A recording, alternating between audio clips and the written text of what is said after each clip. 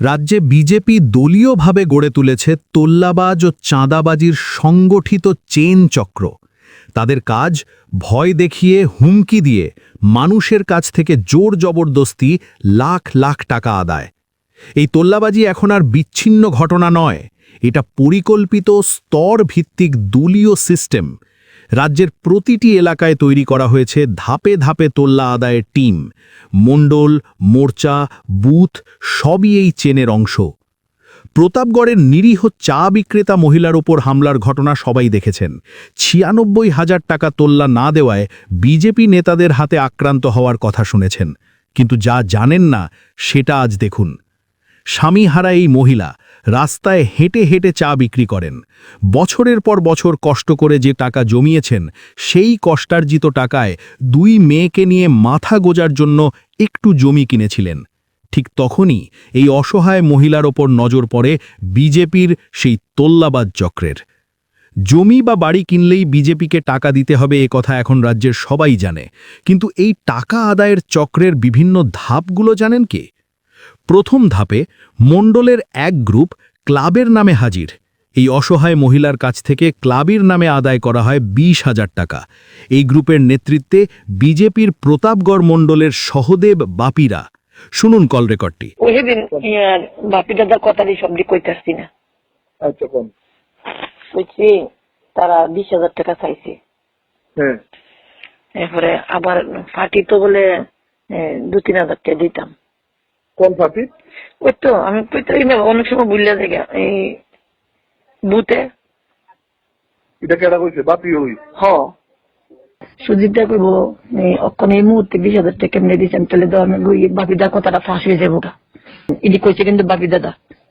তো অনেক সুজিত ভাইরে যদি কই যে হ্যাঁ ২০,০০০ দিছি, তাহলে সুজিত ভাই তো কইব যে আরে বেরিয়ে গেছে দিয়ে খামুরি টাকা আছে, কি করতে মানছে কয় লাখ লাখ টাকা। আমি কোন দিকে যাইতাম ভাই, কোন আমার রাস্তা।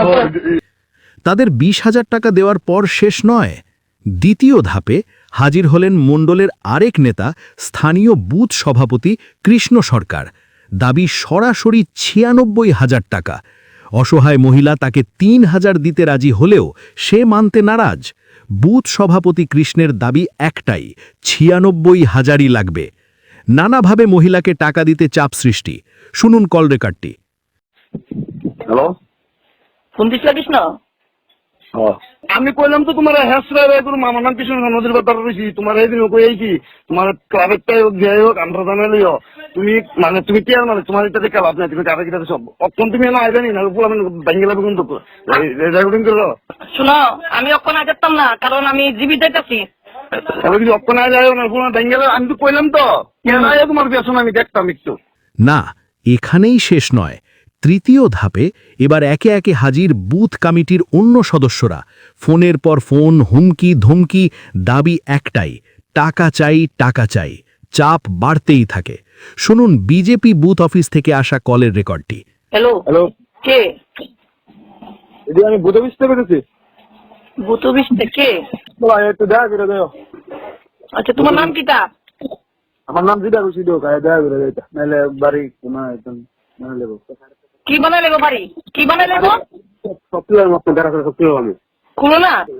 এত কথা কোন ধরে না, নদীর পাশে পাটিউসটা আছে, পাটিউসের পাতা রাখো। কৃষ্ণের লোক আমার কথা হয়েছে, কৃষ্ণ কইছে ২-৩ দিনের ভিতরে যা করতাম। আমি অনেক দিকে যাইতেছি। বেড়ারে ছিল না চিনি না তুমি উপরে দিয়েছো করে। তো আমার যে ক্লাবে ডাকছে, আমরা ক্লাবে ডাকছে, আমি ক্লাবে আমার দেওয়া লাগবে না। তোমরা তো আমি না করছি না। শোনো শোনো, অথচ প্রথমে মণ্ডলের নেতারা ২০,০০০ টাকা নেওয়ার পর আশ্বাস দিয়েছিল আর কেউ টাকা চাইবে না, কিন্তু বাস্তবে শুরু হয় ক্রমাগত চাপ, হুমকি, ভয় দেখানো। আর শেষ ধাপ কি? কোনো একটি গ্রুপকে হাফতা দিতে না পারলেই হামলা, মারধর, নির্যাতন। ৫ জনে মিললে আমরা দুটো মায়েরা কিচ্ছু তুইছে না। আমি কবরও লয়ে লাইছি, মোবাইলটা টেয়া দাও আমার কবরও এন থেকে মোবাইলটাও নিচ থেকে টেয়াটাও নিচ থেকে গলা থেকে আমার যেটা ছিল সেটাও নিচ থেকে। আমি গরিব মানুষ, কত কষ্ট করে টাকাটা কিনছি। আমার স্বামী নাই, মেয়ে দুটা লিয়ে আমি একটা চাপের টাকায় তাহলে আমি ৯৬,০০০ টাকা তাহলে আমি করতে দেবো। ১৩ মণ্ডল এটা শুধু একটি ঘটনা নয়, সারা রাজ্যের প্রতিটি এলাকার কাহিনী। এই তোল্লাবাজদের বিরুদ্ধে কেউ মুখ খুলে কিছু বলার সাহস পায় না, কারণ মুখ খুললেই নির্যাতন কয়েক গুণ বেড়ে যায়।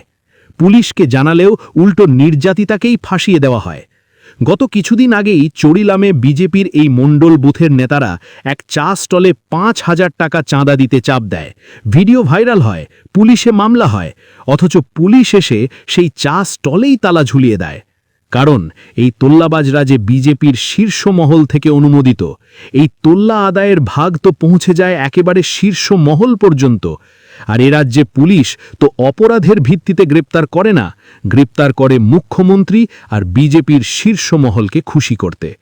এই সুযোগে বিজেপি দলীয়ভাবে টিম বানিয়ে মানুষের ওপর জুলুম চালাচ্ছে। আপনি বাড়ি কিনলেও দিতে হবে হাফতা, বিক্রি করলেও দিতে হবে হাফতা।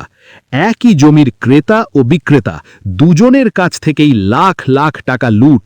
শুধু জমি বাড়ি নয়, দোকান খুলতে গেলে হাফতা, ব্যবসা করতে গেলে হাফতা, পুকুরে মাছ চাষ করলেও হাফতা, বাড়িকে ইট বালি মাটি ফেললেও হাফতা। ঠিকাদারদের কাছ থেকে তো তোল্লা সরাসরি মন্ত্রী বিধায়কেরা নিজেরাই নিয়ে থাকেন, যা মন্ত্রীর ভাষায় সোর্স মানি। তো দেখো, এটা খুব ওপেন সিক্রেট। এই সময়ের মধ্যে সরকারের যারা জনপ্রতিনিধি আছে, আমাদের সোর্স কি, মাঝে মধ্যে কন্ট্রাক্টর কাজ করে ২-৪ করে ২-৫ টাকা দিয়ে যায়। এই তোল্লাবাজদের হাত থেকে সমাজকে বাঁচাতে, ত্রিপুরাকে বাঁচাতে, ভবিষ্যৎ প্রজন্মকে বাঁচাতে তৈরি হন, জোট বাঁধুন, প্রতিরোধ গড়ে তুলুন।